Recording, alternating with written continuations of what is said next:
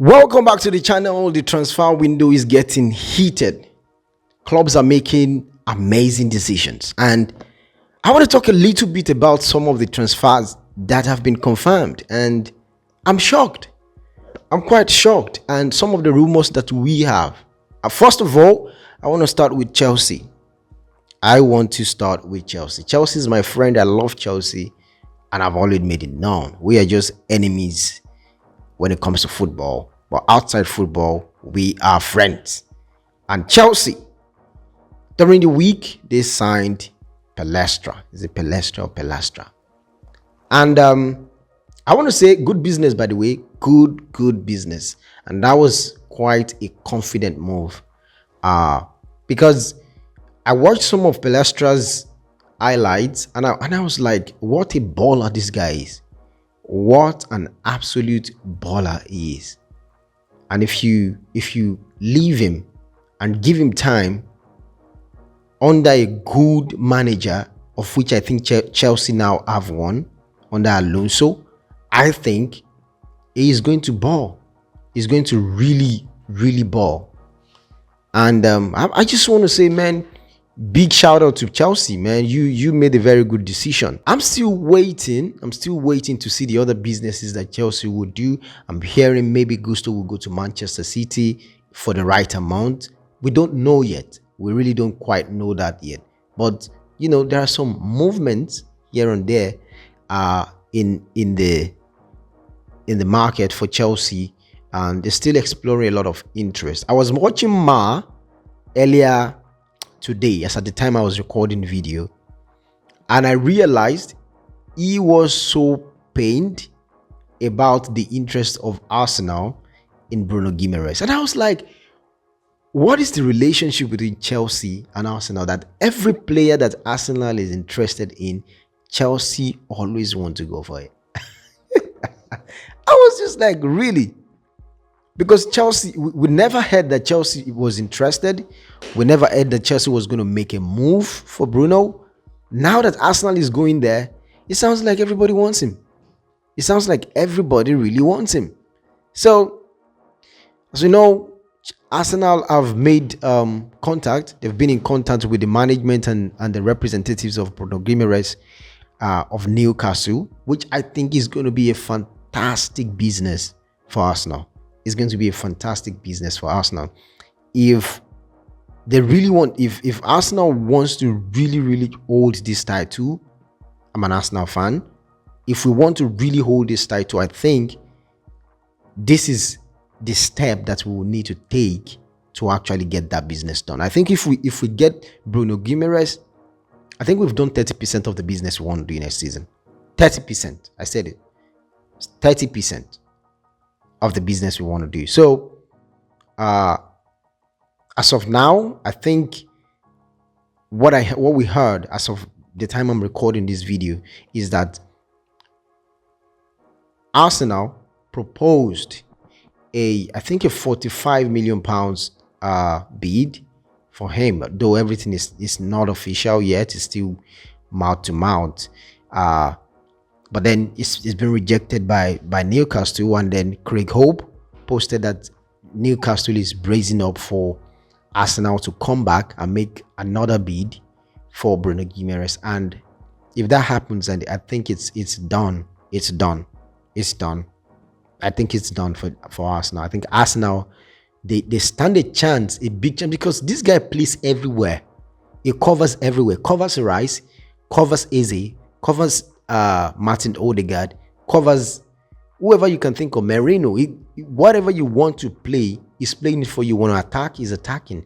You want offensive, he's offending. You want defensive, he's defending. He's just everywhere, or he's a workaholic.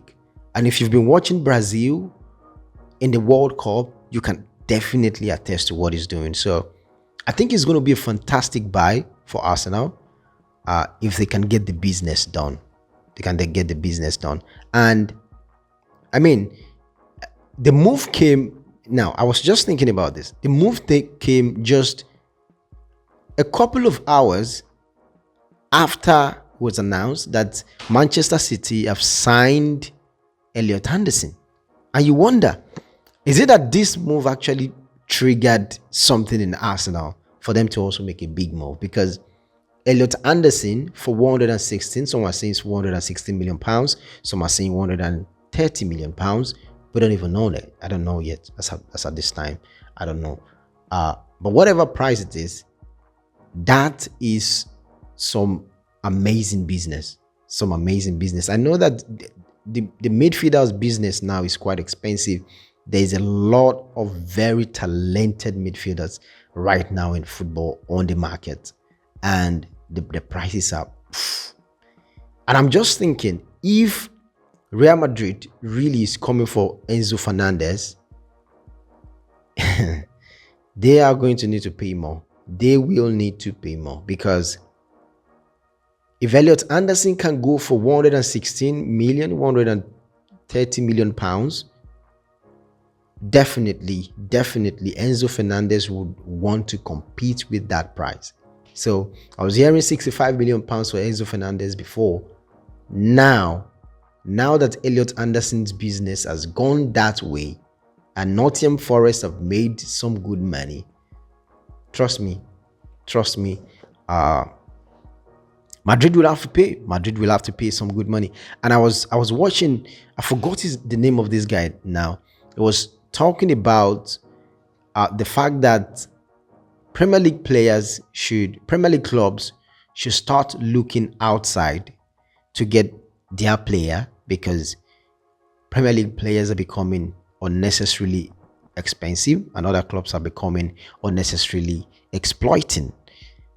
And I'm just thinking, of course, if Premier League players finds players outside, they definitely Premier League clubs have signed a lot of players outside the Premier League that have been fantastic. But the thing is, you need to consider this. Why Premier League clubs have actually been staying indoor, like within the league, to get their players is because the league has become so tough and so competitive.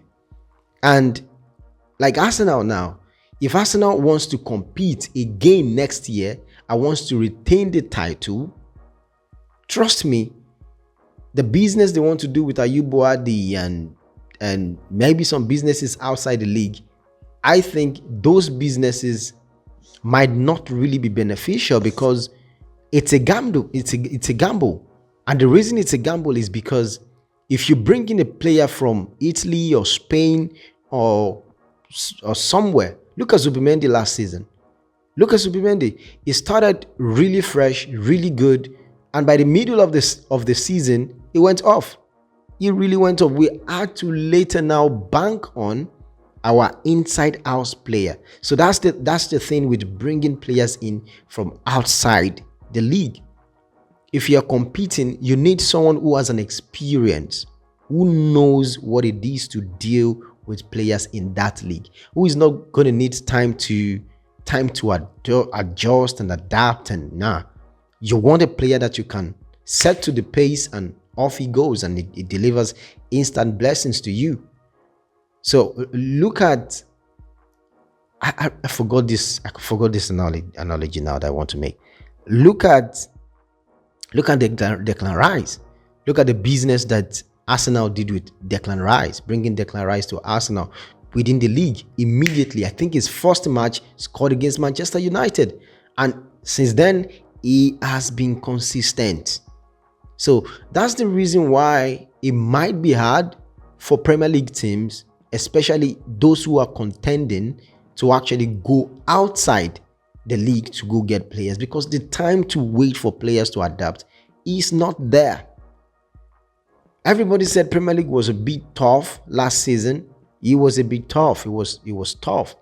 Trust me, this season's own is going to be tougher, and that is how it has been since I've been following the Premier League. Season by season, it gets tougher. It gets tougher. So there's still so much business to be done. So much business. Arsenal is still in talks with Aston Villa for Morgan Rogers. I don't know if Manchester United are still in talk with West Ham for Matheus Fernandes. I don't know if that story is confirmed. So there's still a lot of business to still be done in the market.